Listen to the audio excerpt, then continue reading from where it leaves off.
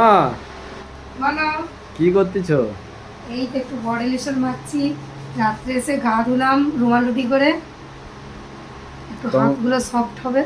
তোমার জন্য একটা স্যার তোমার ভিডিও দেখে একটা দারুণ একটা আম দিয়েছে, দেখো আমটা দেখো। আরে বাবা, সত্যি সত্যি বলছো? প্যাকেটটা খুলে দেখাও বন্ধুদের। কোথায়, বাড়ি কোথায়? রামপুর। এই রামপুর, আমাদের চৈতন্যপুর রামপুরে। আচ্ছা আচ্ছা। আমটা খুলে দেখাও। আম তো ঘরে অনেক আছে, কিন্তু এটা সবচেয়ে কি জানো তো, এটা ভালোবাসার জিনিস। কেউ ভালোবেসে দিয়েছে।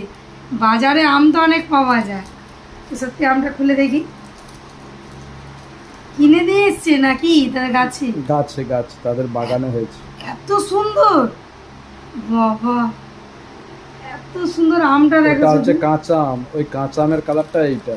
কাঁচা আমের কালার এইরকম, হলুদ হলুদ। হুম। এইগুলো আর দুটো পাকা দিয়েছে, হ্যাঁ এটা এই পাকা। একটা পাকা হলে দাগ হয়ে যায় কালো।